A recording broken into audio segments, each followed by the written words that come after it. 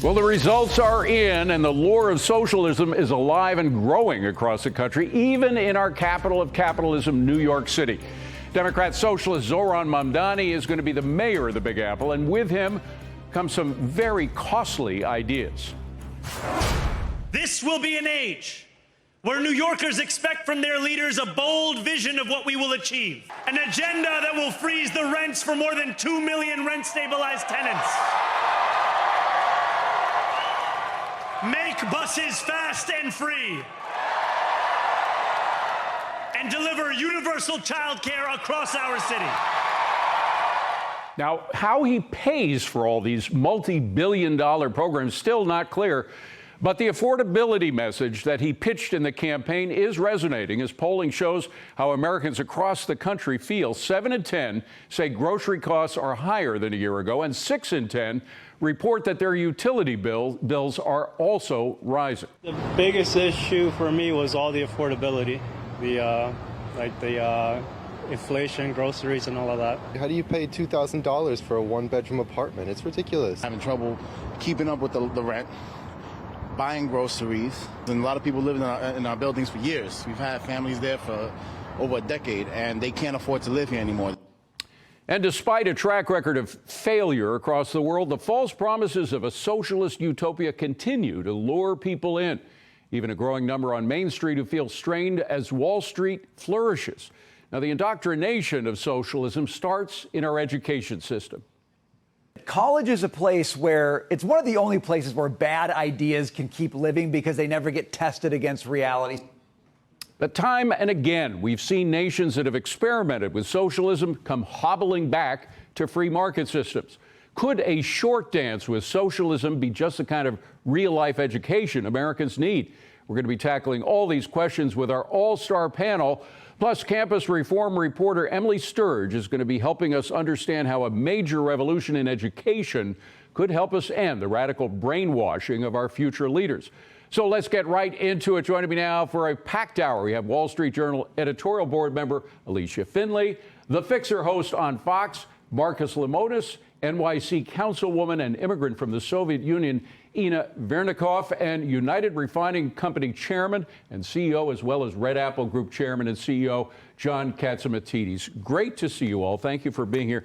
Ina, first to you. Your family came to escape Marxism. Now you're living in a capitalist city that has a Marxist mayor. How does that make you feel? Oh, it's absolutely devastating. Families like mine escaped socialism and communism.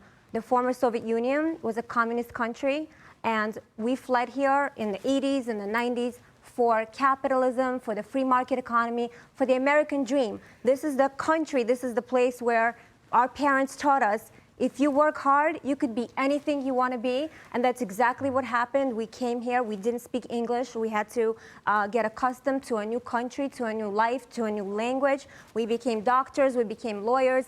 I'm a member of the government in the largest city in the world, and the idea that everything that we escaped is coming here is absolutely unbelievable. We should mention, by the way, that you're in a very rare conservative enclave, or at least more conservative than most of New York, where a lot of former residents of the Soviet Union live. So that reflects your opinion, and I assume the people that live in your community as well. Oh, my constituents are absolutely devastated. We all feel the same way about this. John Catsimatidis, for those who don't know you, you're in a lot of different businesses, oil, grocery stores, et cetera. How does a business person do business with a Marxist mayor? It's going to be more difficult. We are hoping that Governor Hochul, who's the current governor, is tough enough to lean on him to make sure he does the right things. Then we have President Trump, who's one tough guy, and he has said to me and has said to people that the fact is that federal funds will keep moving to New York, but I suggested to him maybe put a monitor in to make sure the money is spent properly and doesn't go poof. By the way, we saw that in the 1970s. There was the Mack Commission, a commission that monitored very closely the budgets as New York was essentially going bankrupt. Is it a similar thing that you want to impose now? Well, I told President Trump, I said to him, my recommendation is let the people of the city of New York and the state of New York should not suffer. It's to make sure the money is spent properly is the proper situation. And the money should keep flowing, but you should have somebody in there that you trust to oversee it. Marcus, the fact that the focus is on New York is because it's such an extraordinary situation. The city of capitalism with a Marxist mayor. But this kind of movement you see happening all over America. You've got businesses all over America. Yeah. How is middle America responding to all this? I think the one thing that we have to think about as we sit here today is that affordability is an issue everywhere. It is not just in New York City. Absolutely. From Seattle to Minneapolis to Chicago to wherever it may be. But I have a high level of confidence, and you probably would expect me to say this, that capitalism will always win out. And that the idea of socialism is, in my opinion, a good experiment. But you say that we're just going to experience it for the first time. What's going to happen? It exists everywhere. Mm-hmm. It exists everywhere. This idea that people want things for free and don't want to work for it exists everywhere. But Alicia, it hasn't existed in the Democratic Party for everywhere. And that's the question. Democrats are now clasping hands with Marxists like Mamdani. I just want to play a little bit from Governor Kathy Hochul about a week ago when she fully endorsed Mamdani. Play that tape. Take that energy, that passion, and take it into 26 so that we can take back the House of Representatives, take the Senate, and we take back America. Thank you, Queens. Thank you, New York. God love you guys.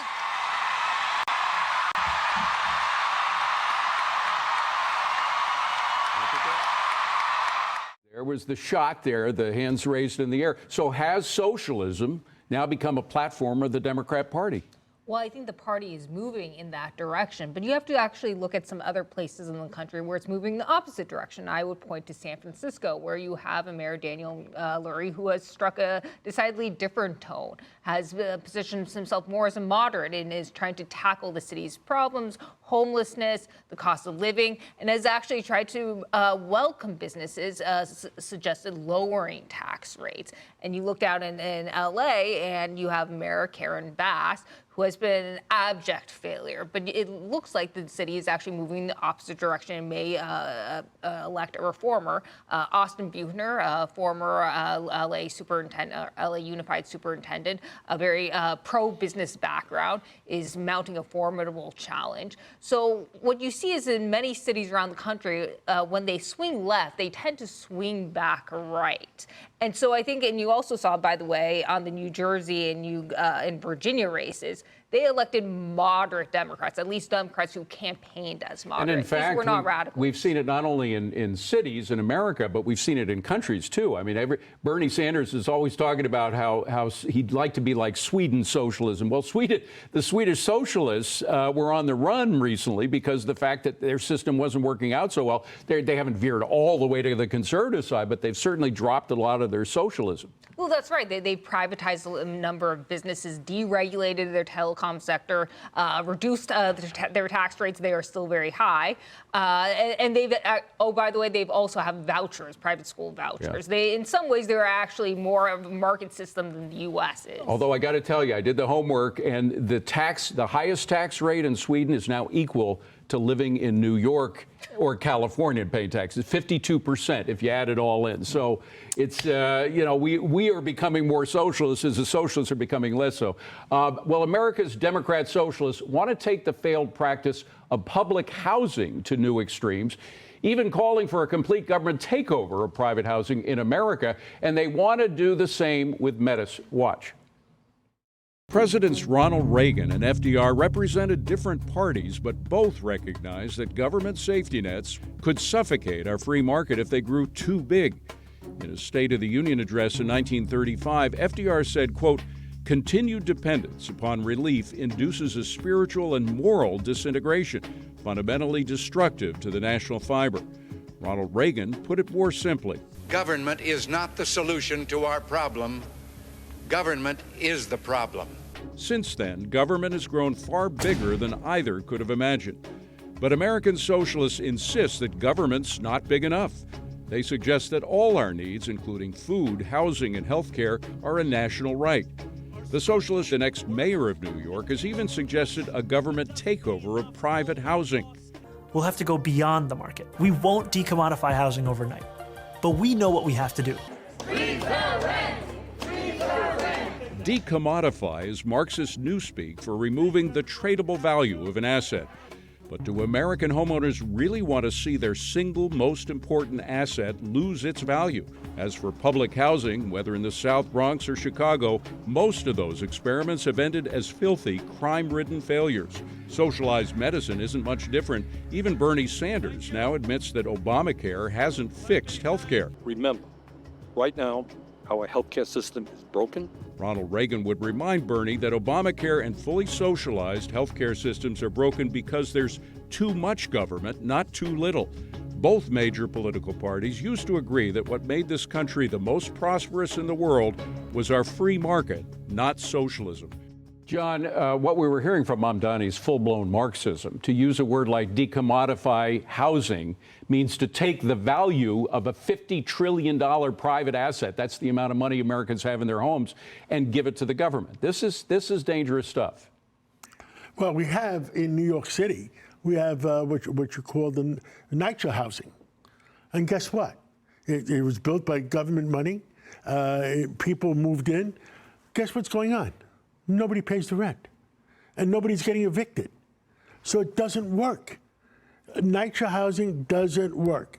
It's some people are paying the rent, most of them are not paying the rent. Yeah. So what happened? You know, if you compare Florida to New York, right now, Florida has 23,700,000 people. New York is down. We're going to get into that. We're going to get into all those details in a moment. But Marcus, the fact is, despite the fact there's an affordability crisis, I believe, particularly among young people in America right now, you do have some progress being made right now. You look at household income, for example, since Donald Trump came into office, and it is going up. The household income is going up above the rate of inflation. You also have the interesting situation that while Mamdani really campaigned on the idea of higher taxes, that's the only way he's going to pay for all of his extra billions of dollars of programs, New York voters, when they were asked about the question, do you like taxes, 60% of them said taxes actually hurt the economy. So there are all these contradictions in people's views right now. I think he did an outstanding job of tapping into how people are feeling today. And yes. They didn't want a solution. They just wanted to know they were being acknowledged. When you look at New York City or any other major city, commerce is ultimately what determines the prosperity. And if people don't want to be in the environment, they don't want to work here, they don't want to visit here, there's going to be less folks coming here, less jobs. And what we think looks like socialism today is going to turn into devastation. I don't believe that's going to happen. Alicia, spreading it beyond New York, California just is pushing this new wealth tax. New York would also have a wealth tax if Mamdani's able to convince the people in Albany, the people that run the state, to accede to his demands to have a wealth tax in New York City above what we already have. How many times have wealth taxes failed around the world? People just pick up and move, go somewhere else. I think that's exactly right. And you saw that in Europe, and that's why the French government has been reluctant to do so despite pressures from their left. Now, in California, they're scrounging for revenue, partly because the pandemic COVID relief money is drying up. The income tax does generate revenue, but that could be also a problem if you have a market downturn. So hence, they are looking for a wealth tax to essentially confiscate the money.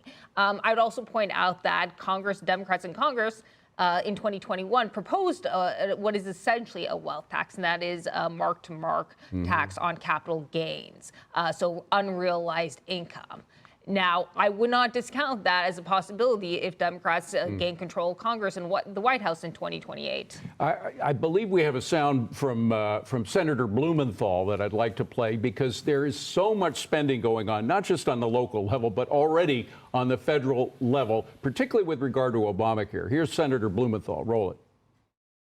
When the Affordable Care Act was passed, health care was a lot less costly than it is now, and insurance rates were a lot lower. So these healthcare tax credits are necessary in light of healthcare inflation to make it affordable. Ina, it looks like Obamacare is becoming socialized medicine. How did socialized medicine work where you came from? Oh, terrible. It didn't. There were lines to the doctor. The doctor would use one set of instruments. The quality of healthcare was terrible. And it just doesn't work. It didn't work in the Soviet Union. It doesn't work in any other country. Right. By the way, my wife had a stroke in London. Thankfully, she's okay, but we had to spend a month in British healthcare. Same in British healthcare. They were very nice people, but they were broke. They were not very nice people in the Soviet Union. Okay, probably not. But in London, they were good people, but they couldn't. The nurses had these little pocket screwdrivers with them wherever they went because all the equipment was breaking down. They didn't have the right medicines. People were dying of MRSAs all around us. And no anesthesia. No. Oh, God. All right. Thank you, folks. Stick around. Don't go away. We'll be right back